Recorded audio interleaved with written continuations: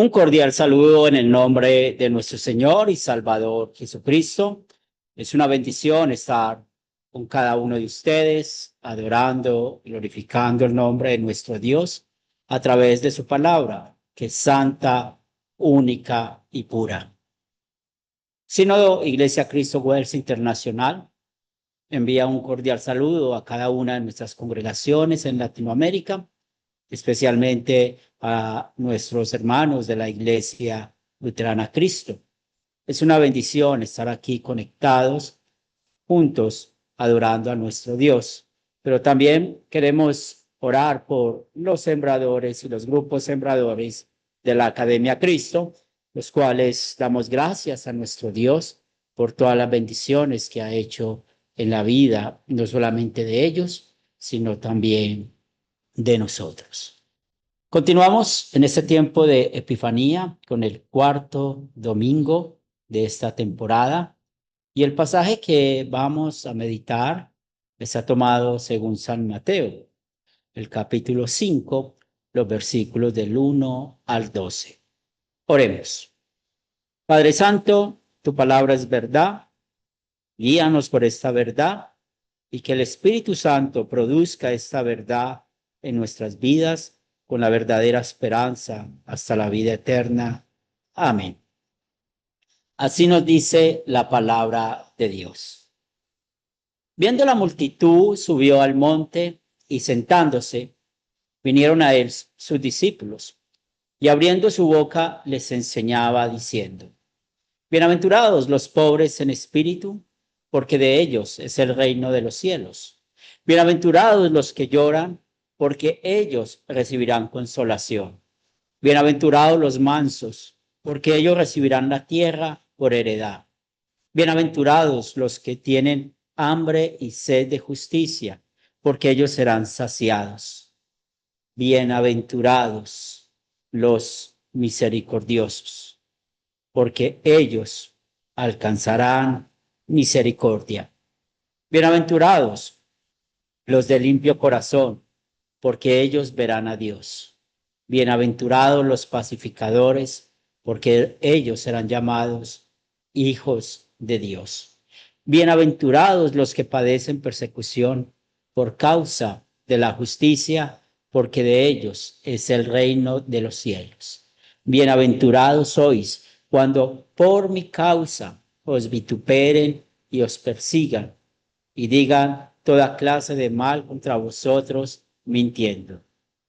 Gozaos y alegraos, porque vuestro galardón es grande en los cielos, porque así persiguieron a los profetas que fueron antes de vosotros.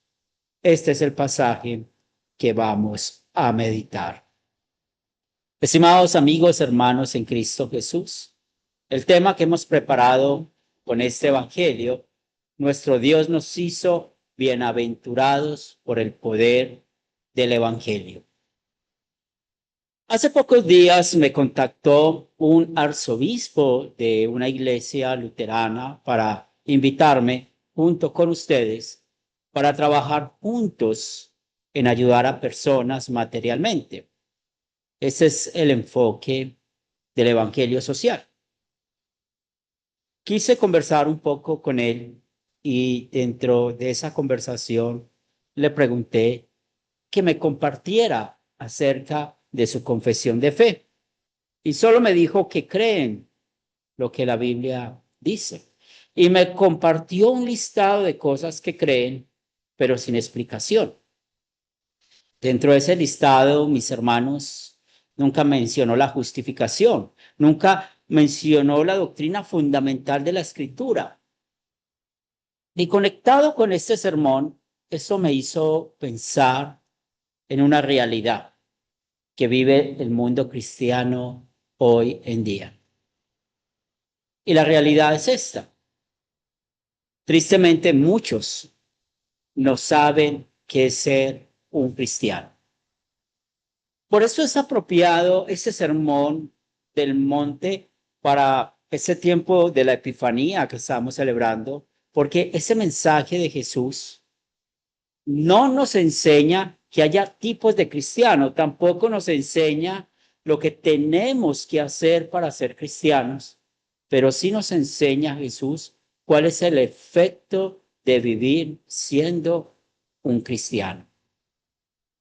El Salmo 1, lo escuchamos en este día, es un buen punto para iniciar esta meditación del Sermón del Monte, porque inicia hablando acerca de un varón que no anduvo en consejo de malos. Y es apropiado porque si vemos cómo inicia el Salmo 1 y cómo inicia Jesús con estas palabras de las bienaventuranzas, que es una declaración de bendiciones, vamos a encontrar mucha similitud. El Salmo 1, como ya se los mencioné, empieza hablando de un varón que no anduvo en consejo de malos, ni en camino de pecadores, ni en silla de escarnecedores, sino que se dedica en su tiempo y tiene la delicia de estar con la palabra de Dios. Este varón que habla estos primeros versos del Salmo nos representa a usted y a mí, a los creyentes. Es por esto que este salmo, junto con el texto de Mateo, nos enseña muy bien qué es la vida del creyente y cómo la vida del creyente consiste en tres cosas importantes: resistir al pecado, amar la palabra de Dios y producir los frutos de la fe. Pero mis hermanos y amigos en Cristo, lo difícil de todo esto es cómo el viejo hombre pone tropiezo en la mirada de lo que es ser un cristiano guiado por el Espíritu Santo. Y es por esto que no somos capaces de ver el plato lleno, sino que vemos una sola esquina con un poco de comida. Nuestra carne pecaminosa nos lleva frecuentemente a caer en pecado. Nuestros ojos, que solo pueden ver con adulterio y avaricia a los demás. Nuestra boca, que solo puede hablar palabras ofensivas, chismes y mentiras. Nuestra mente, con nuestros malos pensamientos, donde hemos querido ser los peores asesinos de este mundo. Y nuestras manos y pies, que solo corren al conflicto, a las peleas y a adorar a hombres, haciéndolos nuestros dioses. Estos ejemplos, mis hermanos, muestran cómo también nosotros somos como el otro varón del Salmo 1, que anda entre los malos, y es por esto que merecemos perecer en el infierno eterno por amar más a este mundo que a Dios. Pero eso no muestra que el Espíritu Santo sea débil o que no puede controlarnos. Esto es la explicación de lo que Pablo escribió a los romanos. Y yo sé que en mí, esto es en mi carne, no mora el bien, porque el querer el bien está en mí, pero no el hacer. Mientras estemos en este mundo, nuestro viejo hombre será un tropiezo en nuestras vidas, poniéndole freno al Espíritu Santo. Y es por esto que no podemos ver el plato totalmente lleno. Pero en este tiempo de Epifanía nos ha traído un gran regalo, un regalo inmerecido. Primero, vimos cómo los magos del Oriente son una prueba de que Jesús es el Salvador de todo el mundo, judíos y gentiles. Luego, cómo Juan el Bautista señaló a Jesús como el Cordero de Dios que quita el pecado del mundo. Y el apóstol Juan nos manifestó que este verbo habitó entre nosotros. Y todo esto para que el Espíritu Santo haga de cada uno de nosotros bienaventurados, porque nos ha conectado con Jesús, con su vida perfecta, con su sufrimiento, su muerte y resurrección. Jesús nunca fue pobre de espíritu, ni lloró por su pecado, porque Él es Dios. Y es por esto que nunca pecó, porque en su carne hay ausencia del pecado. Esa perfección de Él la podemos ver claramente en los evangelios. Cómo Jesús tuvo pensamientos perfectos, palabras verdaderas, acciones guiadas por el verdadero amor. ¿Y saben por qué hizo todo esto? Para que usted y yo seamos perdonados y recibamos el honor de ser llamados hijos de Dios. ¿Qué podemos decir de su sacrificio y muerte en la cruz? Que sufrió por la persecución de sus enemigos, pero con el amor hacia el Padre Celestial y hacia usted y a mí, lo hizo con un propósito increíble. Y por todos murió para que los que viven ya no vivan para sí, sino para aquel que murió y resucitó por ellos. Segunda de Corintios capítulo 5, el versículo 15. Pero detrás de toda esta maravillosa escena está el Espíritu Santo con el poder del Evangelio. No solo nos dio el perdón de los pecados, sino que también nos dio fe en la obra de Jesús. Y esta confianza en Jesús produce que seamos bienaventurados. Y la obra grande del Espíritu Santo en todo esto es mantenernos vivos espiritualmente mientras estamos en este mundo. Volvamos de nuevo a la explicación de qué es un cristiano. Un cristiano resiste al pecado, un cristiano ama la palabra de Dios, un cristiano produce frutos de la fe. Usted y yo somos pobres en espíritu porque cada día nuestra oración, cuando la hacemos, reconocemos nuestro pecado. Reconocemos nuestra culpabilidad delante de Dios y reconocemos que merecemos la muerte eterna por nuestra infidelidad a Él al no cumplir los 10 mandamientos. Pero el regalo del reino de los cielos nos ha hecho ricos delante de Dios por medio de la fe en Cristo Jesús, porque también en la oración y adoración diaria damos gracias a nuestro Dios por el regalo del Evangelio en nuestras vidas. Usted y yo somos bienaventurados no porque seamos sentimentales y mantengamos nuestras lágrimas listas en todo momento. Este lloro del cual habla Jesús está relacionado con lo que hace el pecado en nuestras vidas y sus consecuencias, las cuales vivimos a diario. Las tribulaciones nos muestran lo dañino que es el pecado y esto nos trae lágrimas, las cuales nosotros derramamos por ofender a nuestro Dios. Este mundo en verdad es hostil para nosotros como creyentes y es por esto que moriremos a causa de ser pecadores. Pero tenemos la bendición de la consolación de nuestro Dios en medio de nuestras tribulaciones. Ese consuelo que Él nos da, la fortaleza que nos da, está conectada con la vida eterna por los méritos de Cristo, y estas dos bienaventuranzas nos llevan a mostrar cómo resistimos al pecado. Otra cosa, las que hacemos los cristianos, amar la palabra de Dios, lo vemos en la bienaventuranza cuando Jesús nos habló de los mansos, porque el Espíritu Santo ha puesto en cada uno de nosotros que seamos amables y apacibles. Mostramos quién guía en verdad nuestra vida cuando dejamos la venganza en manos de Dios. Cuando aprendemos a poner la otra mejilla al no insistir en nuestros derechos y soportamos el maltrato sin tomar represalias y todo eso porque sabemos que nuestra vida no es en este mundo. Nos espera el cielo. Y cuando Jesús venga por segunda vez, estaremos en cuerpo y alma al lado de nuestro Dios por toda la eternidad. Solo, mis hermanos, el contacto con la palabra de Dios y guiados por el santificador, eso produce en nosotros hambre y sed de justicia, porque sabemos satisfacer nuestra hambre y sed espiritual con Jesús. Él es nuestro pan de vida, Él es nuestra fuente de agua viva.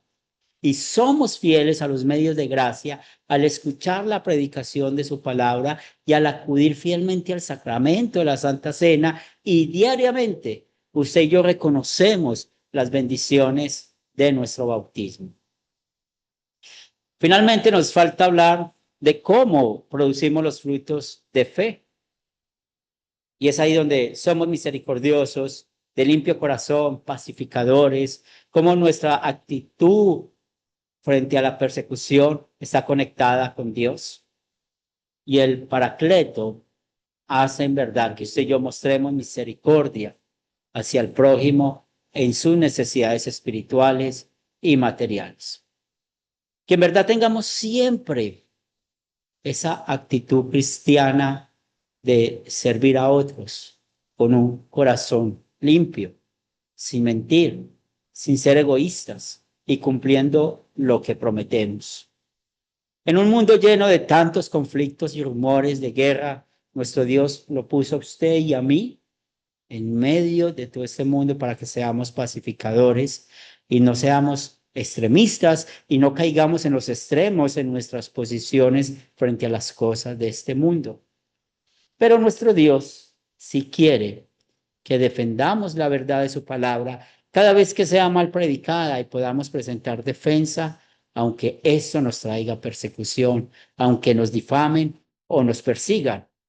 Y es por esto que vamos a confesar, es que nosotros creemos que vivimos en este mundo esperando nuestro galardón, que es grande en los cielos. Porque así persiguieron a los profetas que fueron antes que nosotros y por ellos tenemos hoy la palabra de Dios, porque fueron instrumentos de Dios para predicarla. Y ahora nos toca a usted y a mí. Ahora usted y yo somos los instrumentos de Dios. Mis hermanos, en ese tiempo de la Epifanía, nuestro Dios quiere que nos sintamos alegres por pertenecer a Cristo, porque esto es vivir con la verdadera libertad. Su deseo es que compartamos esta alegría con otros usando la palabra de Dios, y en su gran amor nos está esperando en nuestra morada celestial dada por Cristo. Amén. Los invito para que oremos, para que pongamos nuestras peticiones y acción de gracias en manos de nuestro Dios. Padre Celestial, gracias infinitas te damos por hacernos bienaventurados, por darnos la bendición de ser como ese varón prudente que se alimenta de las aguas vivas que viene de tu palabra. Gracias por darnos la verdadera paz para contigo y ese lugar seguro que tenemos en el cielo. Oramos por Luisa María, nuestra hermana en Francia, que la recuperación de su operación salga con bien. También oramos por Manuel, nuestro hermano en Temuco, Chile, que pueda recuperarse de todo lo que ha estado pasando con su pie, con su vida, que pronto pueda estar caminando y compartiendo con su familia. También queremos seguir orando por Socorro, por Yoli Vargas, por Mariano y también por Nelly. Ayúdale, Señor, a ellos en su vejez, en sus dolencias físicas. E igualmente que el papá de nuestra hermana Piedad en Medellín, de Marinela en Chile, la mamá de las hermanas Agudelo. Y oramos por Gonzalo, hermano de nuestra hermana Miriam Palacio, para que seas tú, como siempre, teniendo el control de sus vidas y de su salud. Señor de los cielos, también oramos por Daniela, que es una prima de mi esposa. Estamos haciendo una petición especial por ella, que pueda recuperarse.